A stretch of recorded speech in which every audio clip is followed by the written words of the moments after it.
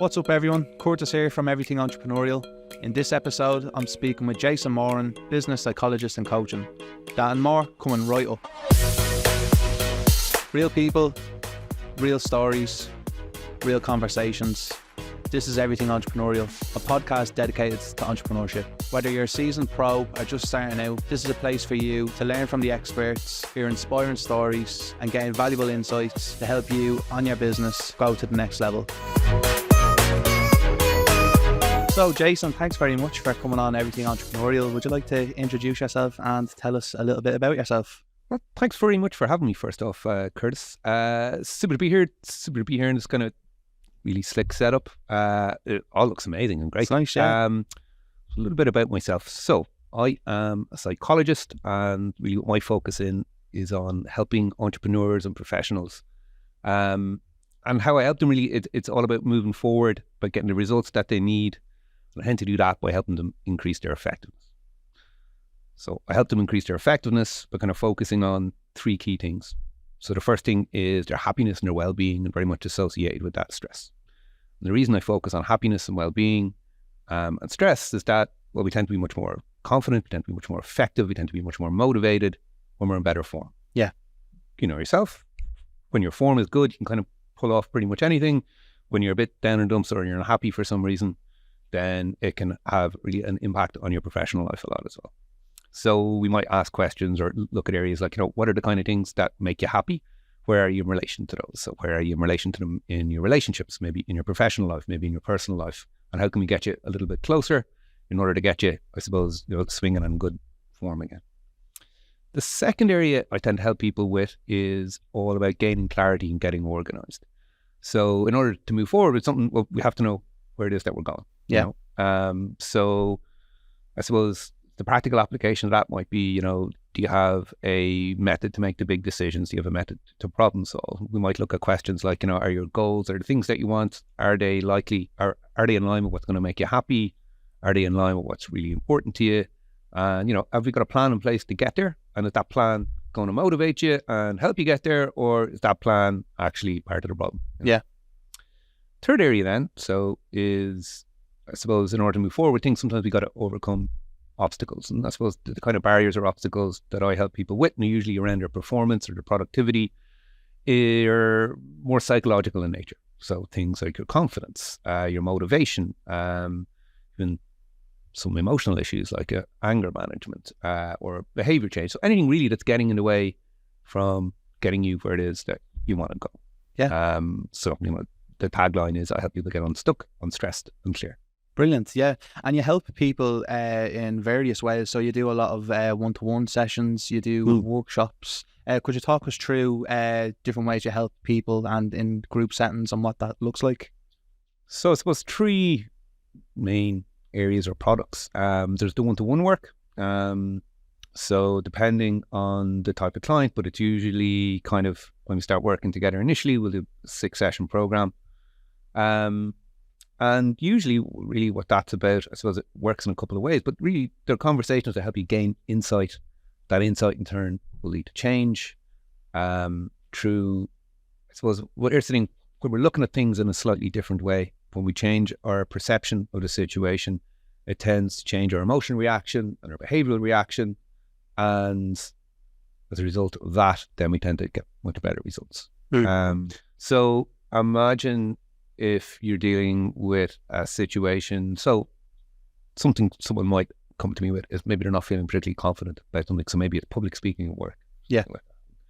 Thing with something like confidence, there's kind of two main streams to it. There is, I suppose, your self-belief, which is often got to do with the internal narrative, the story you're telling yourself, whether about yourself or about other people or about the world in general. And so we might do a bit of work on, I suppose, making sure that narrative is helping you rather than hindering.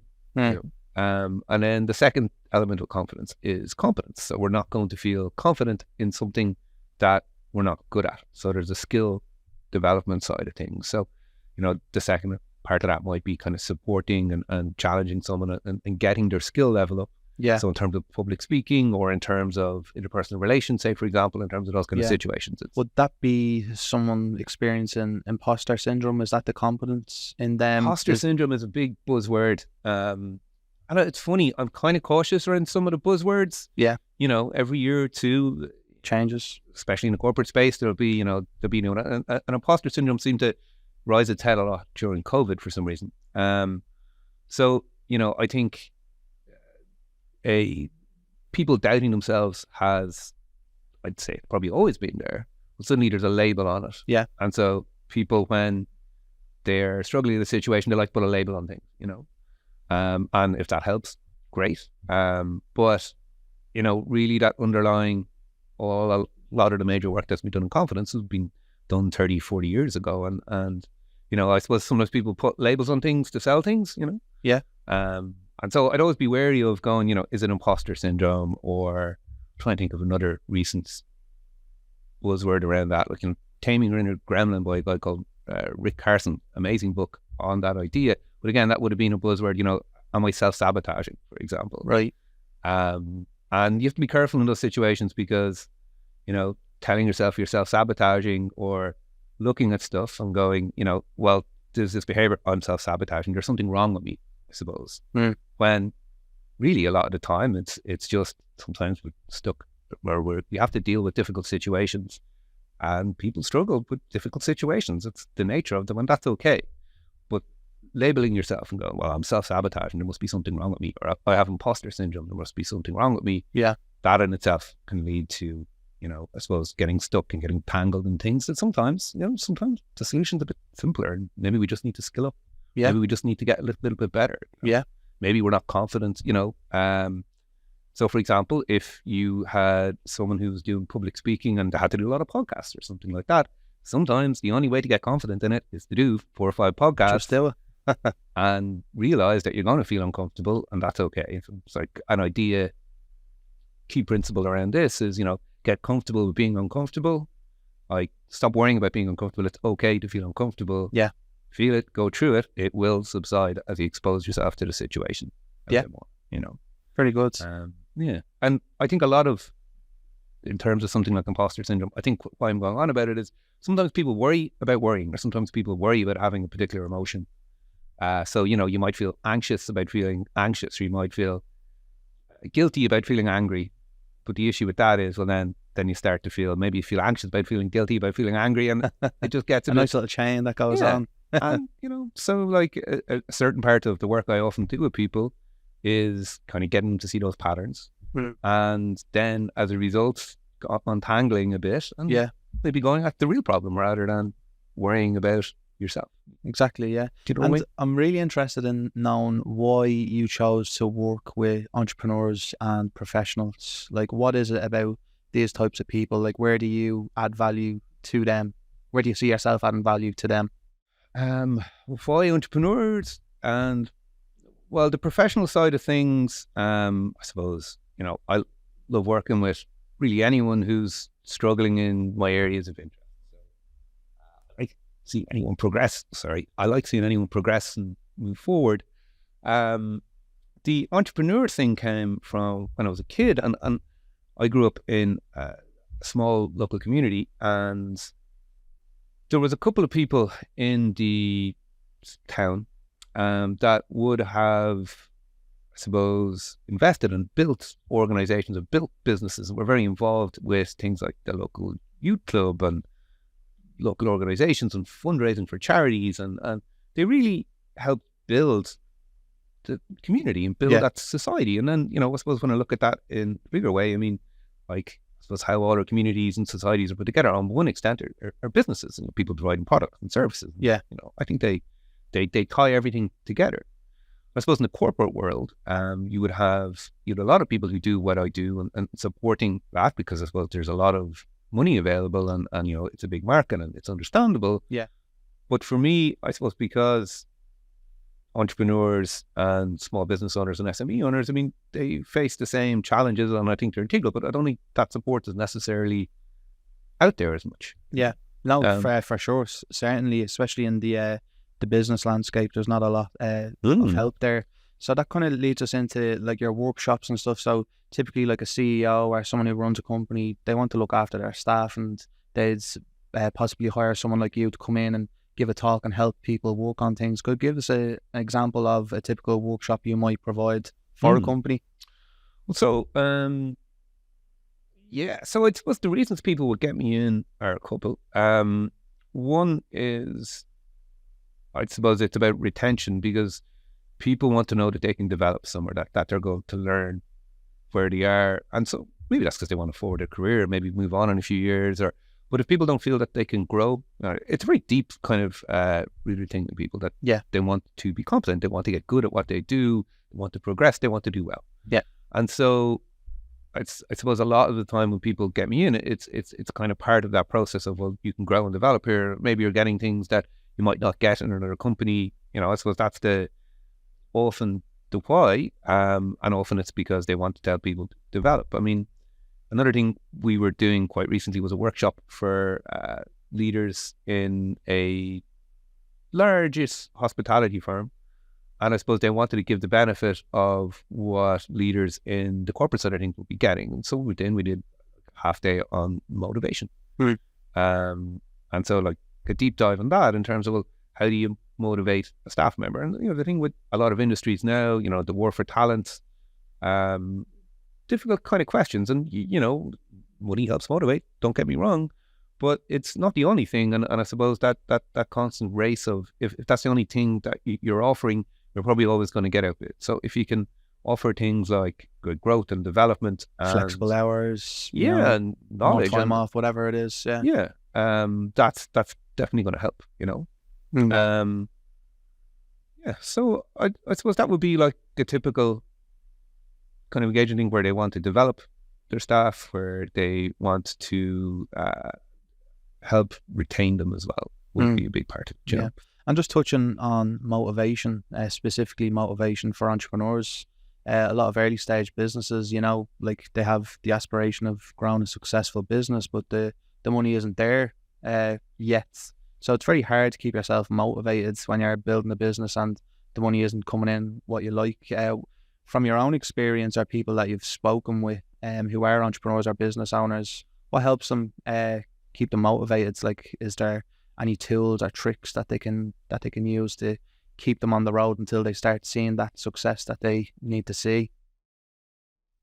I suppose I could have a formula for this and I can list it off, but just maybe to give a bit of context, so when you were starting off first, and I'm sure as with any business, especially when you're starting, you've got that whole period of, getting the first client, and that initial year or two was just very, very tough for everyone. It was a tough slog, yeah. What kept you going? I think it was my desire to have a successful business one day, and I knew, even though I didn't have it then, that I knew I could achieve it.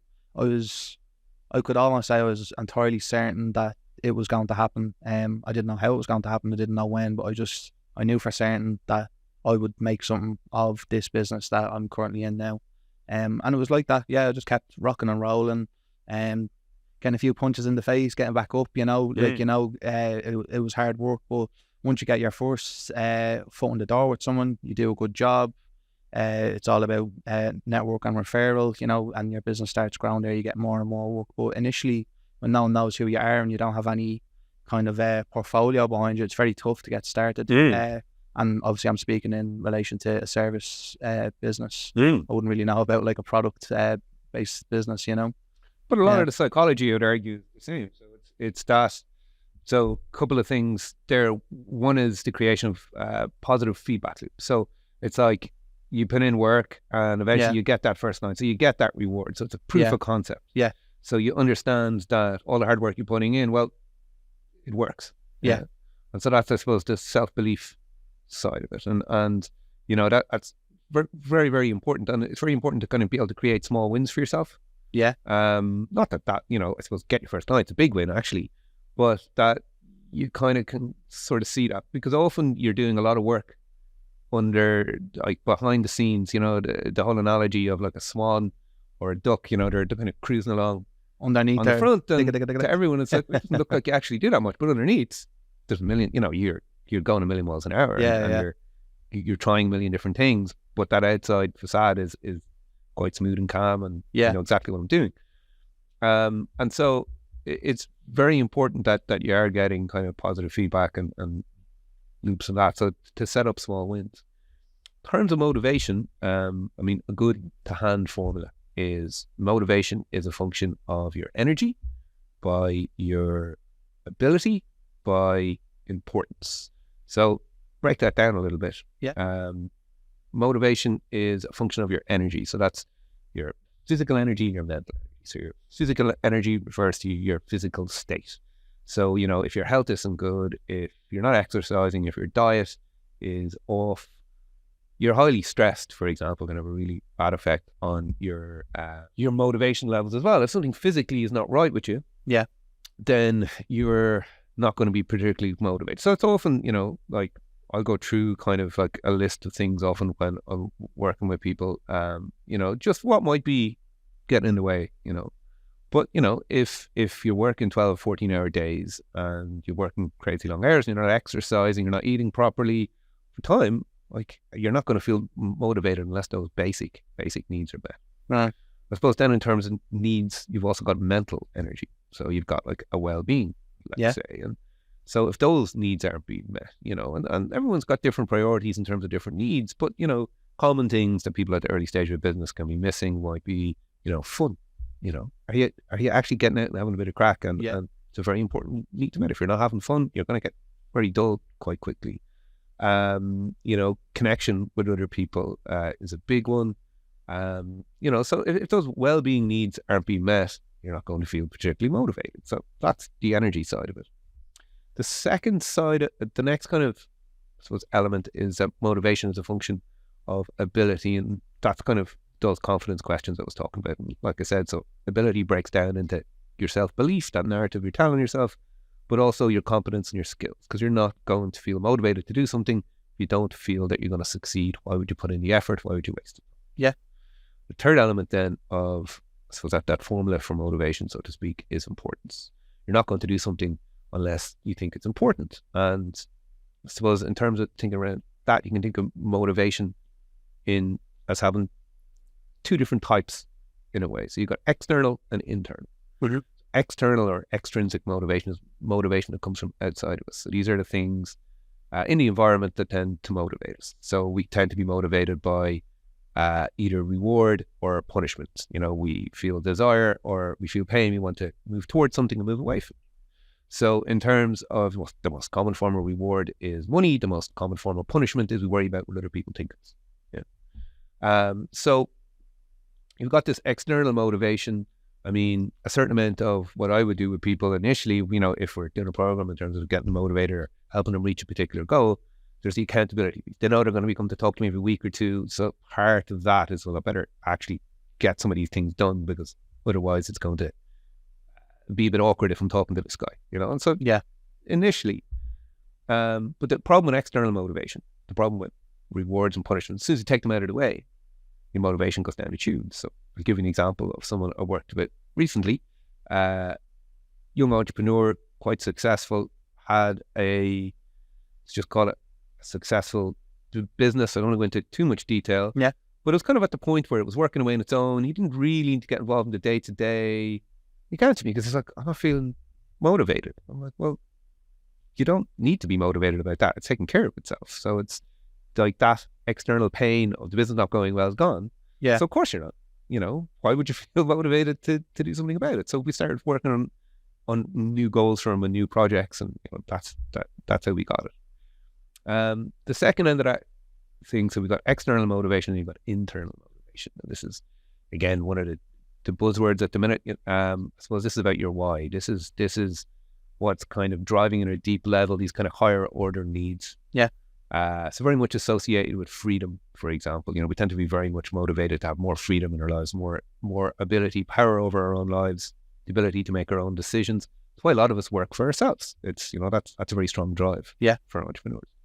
The second element to that is relatedness. We're very intrinsically motivated to connect with other people and do good things for other people. You would be a prime example of that. I think a big part of why you do what you do because you like to see other people do well, and you like that connection, and you like that.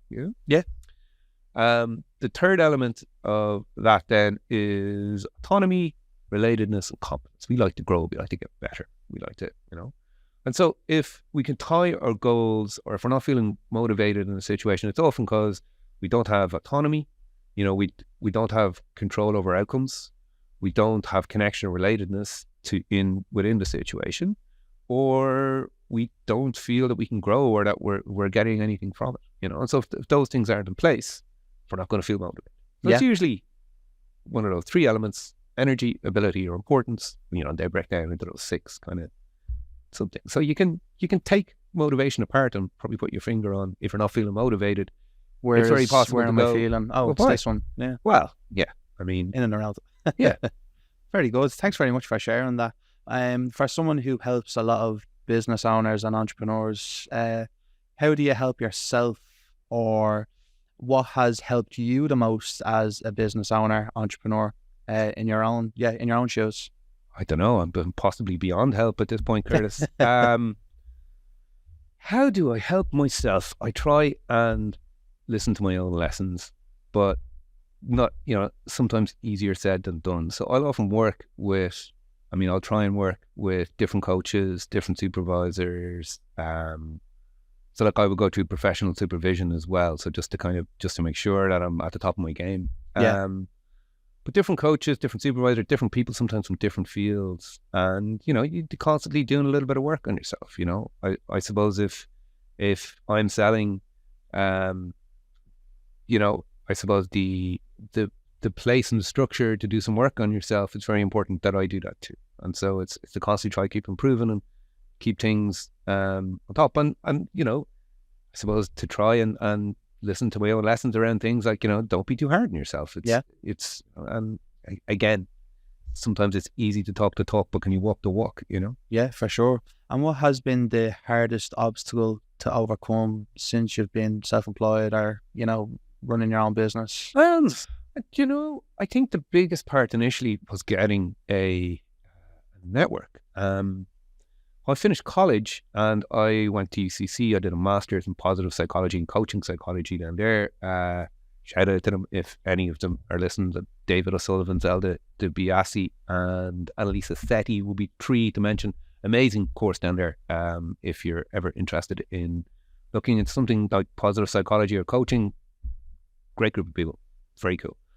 But when I came out of that and I came back up to Dublin, and I suppose I was a little bit lost in terms of I didn't know anyone who was doing exactly what I wanted to do. So I started figuring out the business side of things. I mean, I had this skill set around coaching, around positive psychology, and I just done a degree before that, and all this information and all this knowledge. But actually, the mechanics of sales, marketing, networking, how to go about a bit. I mean, that took me 5 years of kind of slog and making mistakes and, just cultivating those skills. Cultivating the skills and the relationships, I'd say, as much as anything else, especially in something like this. I suppose in order to work with someone like me, there has to be a level of trust. So especially initially, it's just getting those initial referrals, doing those initial contracts and working with people and building up a reputation, because it's quite an abstract thing. I suppose there's a huge amount of trust in coming to work with someone like me. And so it took a lot of time to build those relationships, but also to explain what I do in a coherent way and in a way that people can kind of understand and get it. So all problems like that. But I'd say not having a tribe when I came out. And something I've kind of only recently got is a mentor. And that was probably something I could have done with very, very early. But I just found it very difficult to find one. So I suppose that would have been my biggest challenge. What I've noticed with other business owners, entrepreneurs, when they're starting out, they find it very difficult to network. They imagine themselves walking into a room, 30 heads turning around, just looking at them, and they feel kind of like, I don't think it's like that at all. What has your experience been in these networking groups? Could you share maybe some groups that you're in, if it's to do with psychology and what that was like, or if you're in any business groups? It'd be just great insight for people to find out. So I suppose in terms of the psychology and the coaching side, I'm actually just recently become co-chair of check out this for a mouthful, the Psychological Society of Ireland Special Interest Group in Coaching Psychology. So it's really, it's like a voluntary organisation, and where, I suppose the idea is we're the kind of voice in the community behind coaching psychologists in Ireland. And so I suppose that would have been one of the first groups, maybe a year after I finished the Masters, that I reached out to and joined, and some amazing connections and some amazing people. Again, if on the off chance they end up watching this, Lorna Lawless, Dr. Mary Collins, Jerry Dixon, like amazing people, and kind of really helped with, I suppose, that professional development side of things, and some serious operators. And they were great. And I suppose at that point I was looking for a tribe. I was looking for people who do what I do, and again, just to get an understanding of the business. And I suppose what I figured out after a while is no one wanted to do exactly what I wanted to do or how I wanted to do it, in terms of me being, in private practice completely. I mean, a lot of people will do similar things to what I do, but a lot of them will have a day job. They will have, and it'll be something they do a little bit on the side, or, you might have someone who's got a specialty and they'll train in coaching for a period of time, and it's kind of their side gig. But to do it 100%, where this is all you do, I mean, I just didn't know anyone who was doing it successfully. And so I suppose that's where I started. That's where the BNI and the networking side around that came in, that I decided I need to maybe understand the business world a little bit better and to figure out those things. And so I joined Business Networks Ireland, BNI Ireland, just about 18 months ago, I think. And that's been great, because what it's done is it's put me in a room with 20 to 30 other people who've built from the ground up small businesses, and there's a huge variety, solicitors, accountants, brand designer we had today actually had like a 10-minute presentation on what he does, but it just gives you a lot of experience in terms of like actually the day-to-day of going out there, identifying business, approaching business, getting it over the line, and all the other things that can go wrong as well. So it's for sure, yeah. And you can always pick up the phone. You have these 20 or 30 individuals. Yeah. If you have a problem, pick up the phone. They'll help you solve it. It's great to be connected. Fantastic for business and for growth, for building relationships. It's been really, really good. But it's being able to depend on other people in the group, and they really do look out for you once they get to know, like, and trust you. Obviously, once you're in the group a while, they're on the lookout constantly for people who might need our services, that way. So it's been really, really good, and I look forward to doing more networking. So just in relation to like courses, I know you have done some courses in the past online. Are you doing any of those? Is there anything up and coming that people could be aware of? Well, the last course I did, so we were doing it in person, and then COVID happened, and then we ran a version of it like a year into COVID. We moved everything online. That was the 10-week practical psychology course. So it was personal professional development, the psychology of happiness, emotional intelligence, behavior change, those things. And we're running it for the public. And to be honest, I would have hoped to maybe do that again. We're maybe looking at it again in September. And it's just been incredibly busy with a lot, I suppose, of my business to business stuff. And so in terms of the public courses, it's just been trying to find the time to kind of do it, and do it in a space and do it well. I suppose the other thing is I'd really want to do something in person again. Online is great, don't get me wrong. There's a lot of advantages to it. It also saves people traveling, etc. But there is something nice about being in a room with a group of people. I think there's a power in it. I think people can learn a lot from each other, and it's more likely to happen in an in-person space. And so a lot of it at the minute really is venues. So the two venues that I used to use for various reasons are just not available anymore in the city centre. And so it's finding a good venue that's reliable, that has all the bits and pieces that we need, has been a bit of a struggle. Hopefully maybe in September we'll look at getting that going again, and getting the word out there. It seems to be gathering a bit of momentum before COVID, and then I suppose to move out of COVID, funnily enough, people want to be back out in the flesh, meeting people. There's a strong desire there. And it's but it's a different thing, you know. So we have run a couple of one-day courses. We did the procrastination boot camp. So that's about, you know, if you're something that you're stuck on, you know, if you're procrastinating generally, or if you've got something in particular that you're procrastinating about. So we did a half day. We get very specific, and you know, we get you to the point of taking that vague idea and actually, you know, down to what's the first next thing that you're going to do about it. Another one that maybe I'll try run again in September a little bit, probably wait till after the summer, is we were doing a behavior change workshop. So it was called But I Don't Feel Like Doing It. And so, you know, it's all those common things like, you know, exercise, diet, any kind of behavior that you want to change. And again, we kind of take it from sort of an abstract, vague idea, but like we hammer it right down to that decision point to actually, am I going to do this right now or am I not? And people seem to love that as well. You know, so, but I suppose it's a challenge of the logistics, and also I suppose the marketing, that side of it. You know, it's a different beast, and I suppose it's one of the challenges that we all face is that, you know, I'd love to do a million things. No, you have to make decisions. And you have to go, well, okay, I'm going to focus on this for a little while. So hopefully we'll get the public stuff up and running again around September. Very good. That's exciting. So other than the public stuff, what does 2023 have in store for Jayson? Do you have any other grand plans, ideas, targets, milestones, anything like that you'd like to share? I suppose there's a lot of speaking gigs coming up, which are great. Couple of different courses for a couple of different clients. Yeah, I suppose in terms of upcoming stuff that I want to share, I suppose I'm kind of holding my fire until we see what's going to happen with those new courses in September, and probably what we'll do at the beginning of the summer is solidify them and see what people want them, what they're after, and that'll probably be the big new thing.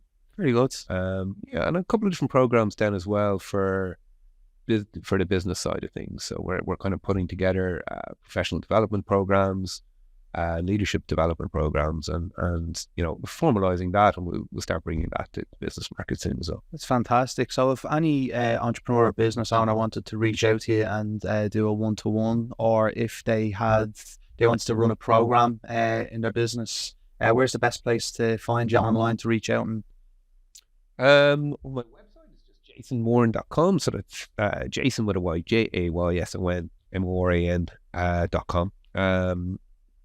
You know, find you on LinkedIn. Free. Yeah, I mean, the thing I do with anyone and everyone, regardless of whether it's a talk or workshop or somebody who wants to work one-to-one with me, I do, like, you know, half an hour of my time as a consultation, just no charge, just to chat to see if I'm the best person to help.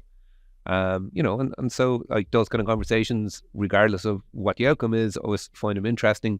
And if I can't help you, I can probably find someone who can, you know. And so it's really nice to meet people in those conversations as well. So don't be shy about reaching out. 100%. Well, I just want to say thanks very much for coming on Everything Entrepreneurial. I really appreciate it, Jayson, and I hope you had a good time. Thanks. Awesome. Thanks a million. Cheers, Karen. It's nice one. Kiss, mum.